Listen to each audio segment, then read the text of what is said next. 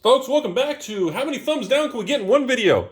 We had a collection of cold foils come in the store, and we had a second collection of cold foils, but I want to read this little story here. Rudy found your channel back in 2017 with the Revenge of the Card Life series. Been watching ever since. Did have a huge interest in Magic back then, which is since developed. I've always been into other TCGs and collectibles. Perspective on things along with your more philosophical educational videos. I don't know, don't take me too seriously. In regards to finance, really struck a chord with me. I know you probably get this a lot, but these types of videos really helped me shape a clueless 22-year-old?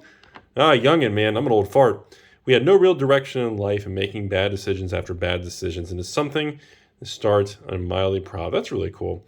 Plenty of work to be done, though. Just want to thank you and everything. No problem at all. I appreciate it, man. Enjoy the cards. So, first, let's comment on what's going on here. So, first of all, I do miss filming those. I have considered starting filming again, those Revenge of the Card Shop like videos, but I almost started doing it a couple months ago, but it just creates like a tourist thing, and my product, it was a disaster when I did it before. After so many, I did like 20 videos in the series, I think it was, and then after that, you know, had people just showing up and everybody wanted to hang out, and it just, my productivity and with the business size now, I would just get clobbered. So that's the only reason. I've considered it, but at this point in time, I've decided still not to. I decided to just kind of let it be.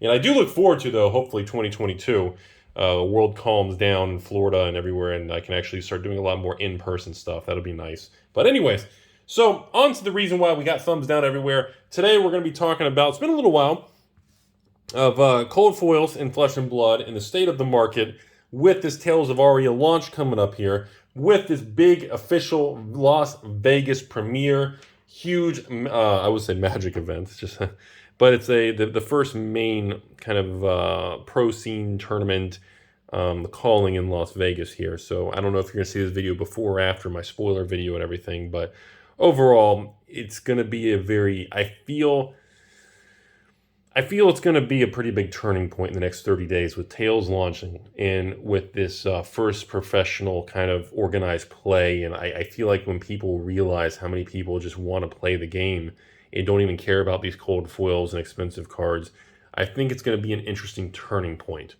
But more importantly, again, I'm very curious to see how the Tales of Aria launch goes with 2,000 LGSs going to be carrying the product now around the world.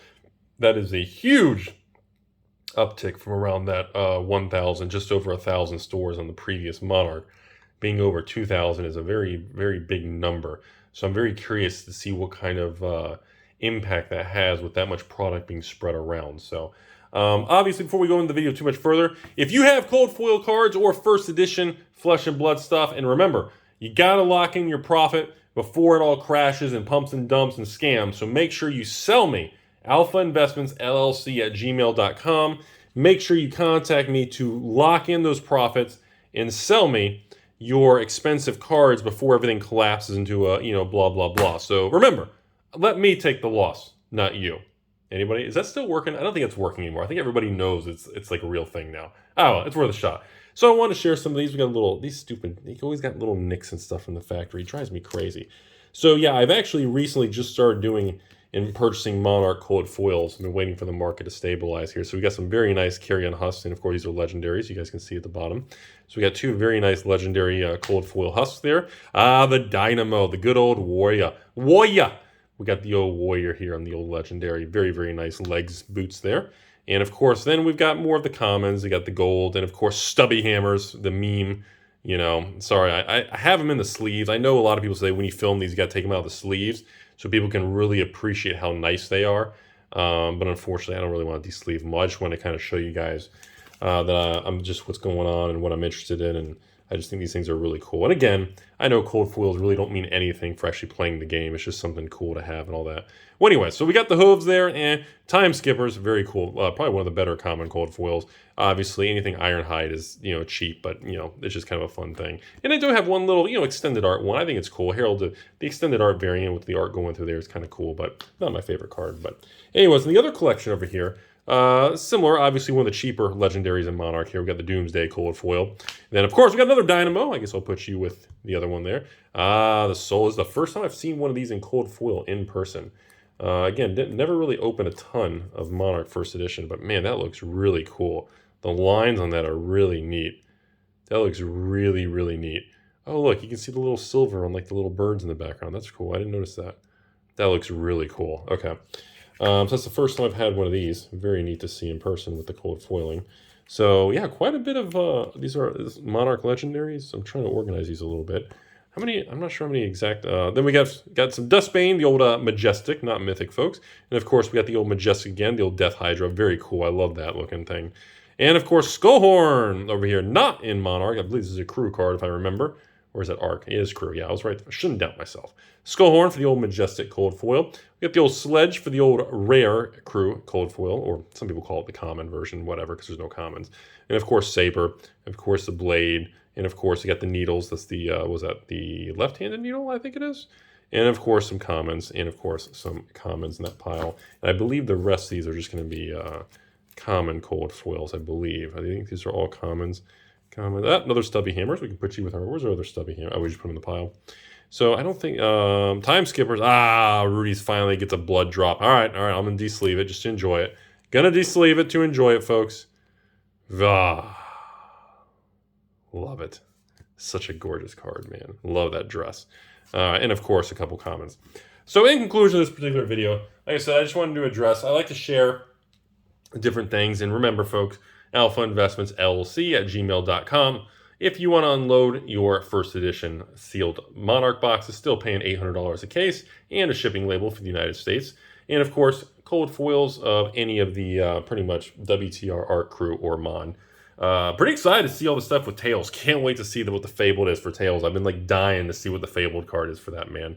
Oh my goodness. But yeah, I think that's kind of the biggest thing. Those of you interested in the Flesh and Blood world with the new Tales of Aria set coming up here, just be aware. I don't know how the supply is going to go and the pricing, and it's very interesting because, how do I say this?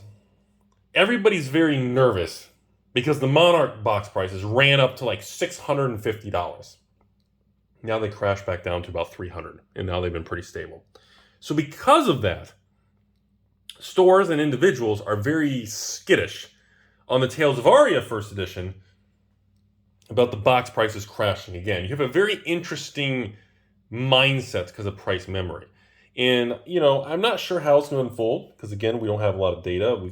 Flesh and Blood is just about to release. This is the 5th set, right? Yeah, the 5th set. And we just don't have enough data long term to really know what's going to happen. But I do know, because there's a record number of LGSs requesting product, the same. I personally believe the quantity of Tales First Edition boxes are going to be similar to the quantity of Monarch First Edition boxes, plus or minus maybe 10-20% the most. I mean, it could be 10-20% higher, lower, or the same. I personally don't believe there's a big variant. Well, it's got to be higher, because think back when LSS and James did the print run for Monarch and had the demand and what was going on, they probably had to lock in the print run months in advance for Tales. So based on what they were seeing with Monarch and the price was running up, they probably made the decision to increase the supply of Tales. But now you have an additional almost, from just over 1,000 LGSs to 2,000 LGSs requesting it. So even if the supply was raised 20%, if the quantity of stores requesting product increases by 50 to 100%, that would still equal kind of a lower allocation per box per store, based on using that kind of generic, kind of common sense approach. So it'll be I can't wait till they release so we've got I want to see what the Monarch print run is, I think. That's what I'm really curious about. There's a lot of speculation around that. And because what was Crucible? 37,000? 35? Cru Box's first issue was around 37,000, I think. So I would expect the Monarch's got to be like 50. It's got to be. Maybe even 55 or 60. It has to be higher. But I'm not sure. So which tells me Tails has to be around that. Maybe 60, 70 at the most? 75? I don't know. So anyways, that's kind of, it's going to be fascinating to see how the market treats it differently. And I don't think this time around, I just don't think most people are going to try to like max out their credit card and hoard as many boxes of tails. I don't think people are going to do that this time around. So if you're approaching this as kind of a contrarian, I almost feel like the way Tails is going to unfold could be better than Monarch. Because Monarch was just there were so many people speculating, maxing out credit cards, and just trying to flip the boxes as quick as possible. It led to a higher degree of volatility that I don't think is repeatable. And now if more people have less quantity and it's spread thin more, it's more thinly spread worldwide, not just the US, folks. I actually think it's going to create more price stability because a single entity won't have 50,000 boxes. Well, that's exaggerating, but I know for example, I know for a fact I'm not getting a larger quantity of tails compared to Monarch. So I firmly, in the fact that the price is going to be significantly cheaper than Monarch, at probably half, or maybe even less than half, than Monarch. Like, even the Rudy promo kit is going to be so much cheaper than the Monarch one, even with the promo and the playmat and everything. Like, more people are going to be able to afford it and buy it, even the first edition. Therefore, based on that alone, like, I feel like the sales are going to be better and stronger because it's cheaper and more affordable. Selling a kit, let's say, I don't know, $400 or $500 range for a couple boxes and promo items versus $1,000, a lot more people are going to say, hey, you know what, I'll give that a shot. So I'm not, and the fact I don't have additional kits compared to Monarch, I think it's exactly the same or maybe slightly less. I'm not sure how it's going to unfold. It's a lot more uncertain than Monarch because people who got burned on Monarch trying to hoard and flip and max out the credit card and buy as many as they could for 600 to flip for 1,000, or when it dipped to 400 to flip back to 5. I think those people who really didn't care about the game and really didn't want to be a part of it long term, they just wanted a quick flip. I think most of them probably got burned, so they're going to walk away. Kind of like Rudy in 2018 with like Pokemon XY era buying Roaring Skies and Steam Seeds and Evolutions. Most people, just like Timmy Rudy, are going to walk away from Pokemon, which is what I did because I was an idiot and I made a mistake. And I think that concept and that mindset is going to be applied to this. So, it's a tough one. It's really tough. But the fact that people are very calm and the hype isn't on a 10 out of 10. I mean, I'm excited about it because, I like the more greenery, forest, colorful style. I think after coming from the Monarch and darkness and light, I just feel that this theme and style is just so much different and enjoyable. I think it's going to be a fun change of pace. I think it's a good fit right now. But I really think with the subtle, less hype, but more people curious to see what happens, the framework is going to be laid to be a little bit more of a more successful launch. And I mean successful as in smoother, less volatility. And I think that's a good thing. Because we weeded out a lot of people who really didn't have any business just trying to hoard and flip. Because that really, they don't really care about flip. They don't really care about the game or the sets. They don't want the cold foil cards. They don't care. They're just saying, okay, what's it on eBay? $600 a box? What can I get it for? $400? Flip it. Let's make 10% and run, Anyways, so that's my theory. And it's going to be very exciting here in the next few weeks. And I hope you're all having a great time. And as always, I hope you're enjoying the game. And if you've never played it before, try playing the game. Buy the really cheap cards. Just get a $10, $15 blitz deck. Get 2 of them. Get one to your friend. Just play the game. Don't buy the expensive cold foil and like collector first edition. Don't do that. Just enjoy the game. So anyways, thanks for watching, folks. As always, beautiful world out there.